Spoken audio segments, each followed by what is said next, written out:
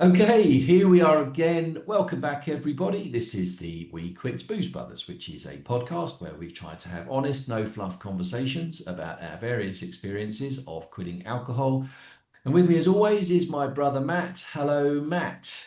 Hello, Mark. Good morning, everybody. We're back. It's Sunday. It's pouring with rain here in Paris. We always like to give you a little bit of the weather before we start. I don't know why. It's a British thing, I think.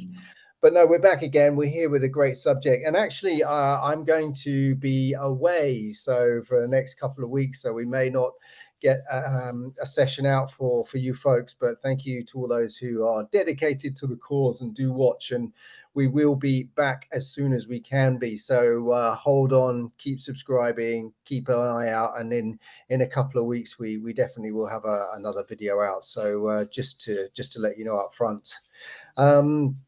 Yeah, I'll hand back to you to introduce, but yeah, Yeah. this was a topic that I had in mind, but I like it when you introduce things. So go for it, and then we'll go from there. Okay, yeah, no worries. Yeah, so I am genuinely going to try not to do too much talking today. I say that literally on every podcast, and then when I listen to it back, I say, "Oh man, you spoke a lot on that podcast again." So I'll do my best. But yeah, this was a topic that you came up with in the week, Matt, and I know it's one that has resonated with you, and I feel like it's one that has, in many ways, it's sort of crystallized and the sort of evidence of the benefits of quitting alcohol are seen very much through this lens. And it's and I was going to say to anybody so the subject we want to talk about is how it impacts the way that you bring up your kids, the sort of how you parent your children, what sort of parent the differences between the parent you were when you drank and the parent you are now that you're sober. And if you're not a parent, don't be put off by the topic, because this will bleed into everything about sobriety, as it always does. That's the great thing about this, that the benefits and the values that I think you see when you give up drinking as a parent, they translate into excuse me, benefits and advantages that you see in friendships, in relationships, in just generally the person you are. And I'll talk a little bit about that myself. So, but before I get too carried away, why don't I hand over to you, Matt? Because I said this was your idea, your subject. I know it's something you thought a bit about, and then if you want to sort of take it away, and I'll pick it up where you leave off. Yeah, sure. So yeah, the title I was thinking about was parenting sober. The sort of challenges and rewards that are around that, and I think it's not just about being a parent. It's a connection with children or anyone around you, really. So you're absolutely right when you say, if you don't have kids, doesn't matter. This isn't, you know, are you better with kids or not? Not at all. It's just my perception, and it's how as we do always, it's about our experience, what we've lived through, what we've seen, what we've learned. And this is one of those things. But before I had kids, you had kids, and I was an uncle, and how was my behavior around those kids? And I think looking back on it, if I'd been sober then, I would have probably done more with them, and so it does, it works with lots of situations. But the reality is before I gave up, my children in many ways came second to drink, and I have to be honest about that. Weekends, holidays, the week, once they'd sort of gone to bed, it was simply my time. I hate to say it, but I have to be honest, it was my kind of drinking time, and I wasn't really to be disturbed, or not really. And that doesn't mean that I wasn't, with the children. Doesn't mean I didn't put them to bed or read them stories. I did, but it was done without the pleasure that I probably would have got from it had I been not drinking. And what I mean is that, stories on a Friday night, I'll be honest, I would want them to pick the shortest story that they could find. And if they didn't, I would pick it. I would want it done in 2 minutes so I could go back downstairs and continue my glass of wine and continue my drinking, continue my antics. Holidays was a classic. I write about this in my book, and I just look back on it and I think, oh, we had great holidays, when the kids were young. We'd always go away with friends, but a lot of it was about the drinking. Holidays for people is about, go to an airport, see people drinking at 4 or 5 in the morning because they're on holiday. Fine, 100%. Like I will always say, there are many people who will have that one drink, enjoy it, go on holiday, but for us, it was, you know, here's the iPad, darling. Here's my phone. Why don't I put a movie on? It was even on holiday. We would often stay at the villa for a day or two, and I would always make this excuse to the children that, oh, we've paid for this wonderful villa. We want to use it. We've got the pool, so we're going to have a home day today. Those home days, or those days where we wouldn't move, really, it was just about the adults getting drunk. It was that's what it was about. It was about starting drinking at like midday. Sometimes we wouldn't eat lunch until 4 p.m. because we'd be boozing, and it wasn't me on my own. It was a social thing, but we'd be too busy drinking, and we'd want the children to be distracted, and those distractions could be them sitting inside the house in a beautiful day with an iPad, and that was just fine by me. Yeah, yeah.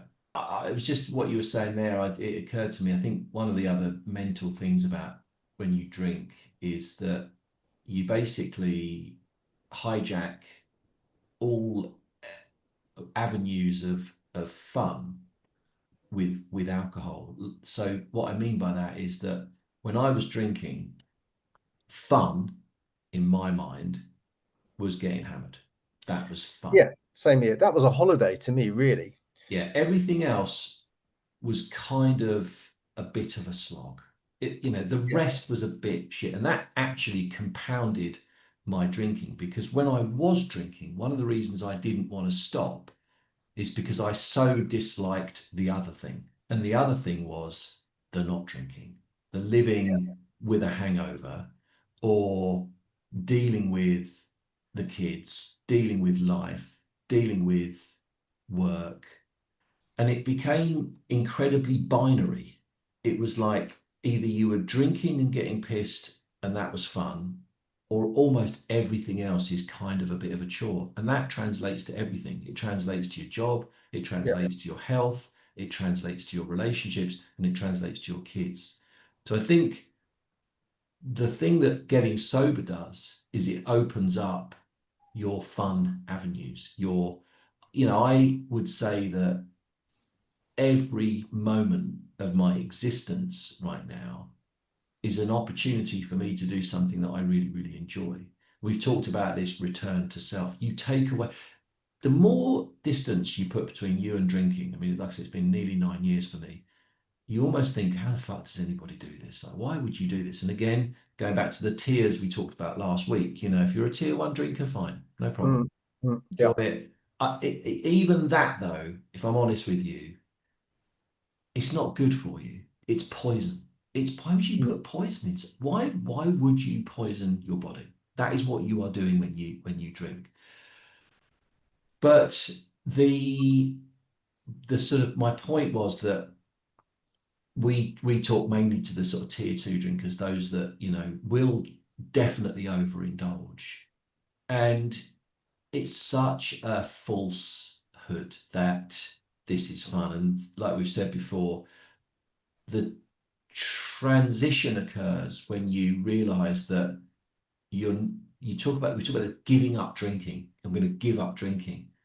You're not giving up anything. You're gaining everything. And just in terms of how that manifested for me with my kids is, to me, it's about role models. It's all about role models. Who knows what the perfect parent looks like? Is it? I mm, don't think we're particularly good. My wife and I, we're not massive disciplinarians. We're not very strict, and it's just something we're just not good at it. I'm just not built that way.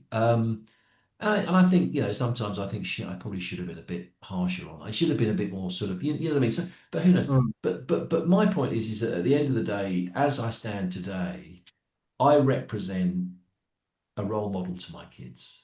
I'm a good example for them, and that I think is sort of all that matters. And it's not just your kids; it's everybody. And just sorry, just one other thing you said about drinking took priority over kids. Drinking takes priority over fucking everything when you drink. Mm. Yeah, You, it does. you It become the does. most selfish person on planet Earth. Talk about, children. I remember when I was drinking, I would be horrified if one of my kids wanted to do something on a Friday night that meant that I had to go and pick them up from somewhere at 10 or 10:30 at night. They would be like, that you just ruined my weekend. Yeah, oh, completely, completely. I mean, I wouldn't do it. There would be every excuse, every can't.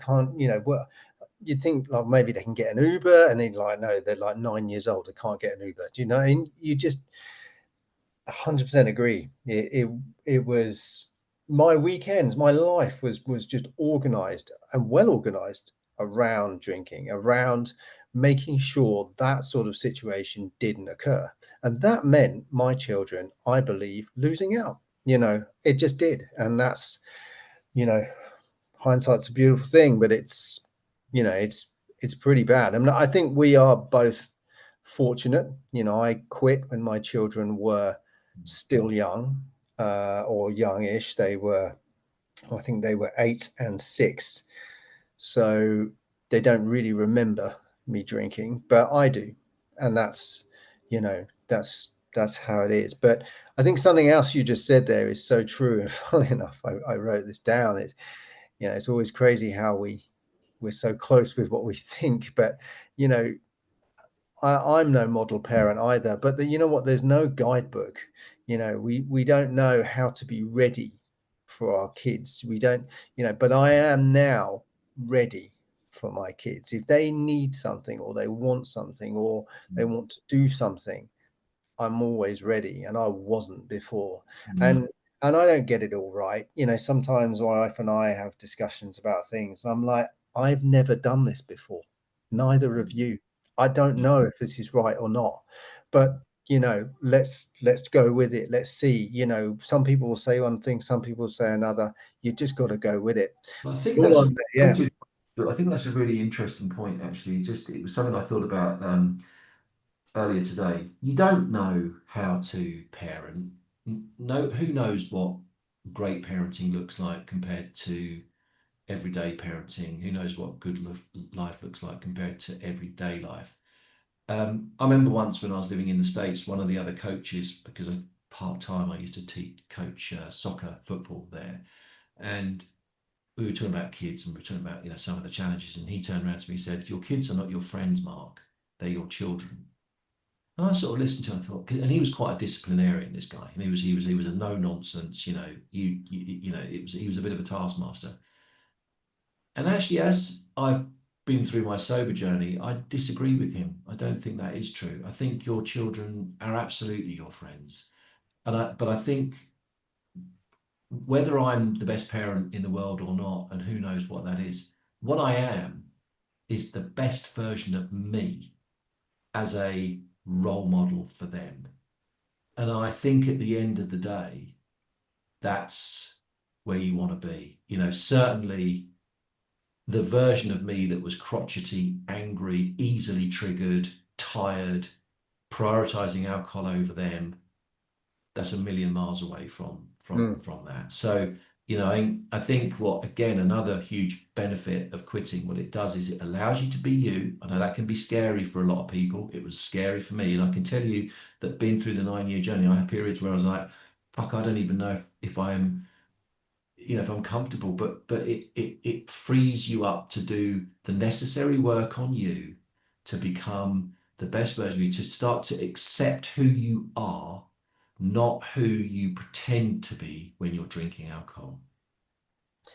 Yeah, absolutely. And I think, and this isn't, honestly, please don't see this as anything pretentious, but I think I can lead by example now. And like, will they follow it? Who knows? But I can only try, and I can, like you say, I can be the best of me now, and that might not be someone else's best. It might not be what Mm. is best, but I do what I think is right, and I'm no longer a father, daddy that drinks and is that selfish person. And example is silly little things. But yesterday, I went shopping with my daughter. She wanted to go. And you know what? I wanted to go. And Mm, that's the difference. When I was drinking, I wouldn't have really wanted to go. mm, I would have gone, but I would have been thinking, God, what if we're not back by 6? What if, I really mm, want to have a beer then and stuff. And that's just terrible. Um, I just want to finish on this really, and then I'll hand back, and this will be it from me. But the terrible things I look back on, like there'd be times when my wife would be away, I would be responsible for the kids, I'd be looking after them, I would still drink. mm, I would still sit in front of a film or whatever, or I would put them to bed and I would drink. And you mm, just think that the consequences of that could have been A, dreadful, B, what sort of role models is that? You talked about a guy who said, your kids are, they're your kids, not your friends. you know, what would you rather, that and and a person who is drinking? I'm not saying he was at all, but someone who isn't leading by example. Someone I've known people as well who come out with this all encompassing. I am the wonderful father. Look at me. I'm successful. Yet they're overweight, grossly overweight, drinking every night, all that sort of thing. And you're like, well, you know we're not talking about finance here. We're talking about, are you present? Are you there? You mm, know, and for me now, we get involved in things. We went for a pizza as a family last night. We went to the cinema. Those are things that would not have been on my agenda before, and now it's just pure, clean fun. Something every member of the family can enjoy. And as I say, that just simply wouldn't have been on the agenda when I was drinking. It feels good too, doesn't it? It No, does. okay. And just as another example, I mean, we mentioned it briefly last week, but I had your daughter staying with us last week, and or during the week, she went back on Wednesday. Was it Wednesday? I can't remember. Tuesday. Wednesday, yes. So we had little Alice. She's 12, so not so little anymore. Come and stay with us, and even that really, imagine that we had a great time. She had a great time. We had a great time. I also went shopping with your daughter, and I can say that that is an experience. We spent, I think, 3 hours deciding between a blue skirt and a white skirt at one stage. In fact, we had to go Not known for decision leave the making. store and go and walk and then come back. So, but you know what? I loved every minute of it. Loved every minute of it, and there's two things really. Number one, if I was still drinking like I was before, her visit would have looked very different to what it did end up looking like. We did loads. We went to see a show. We went shopping in London.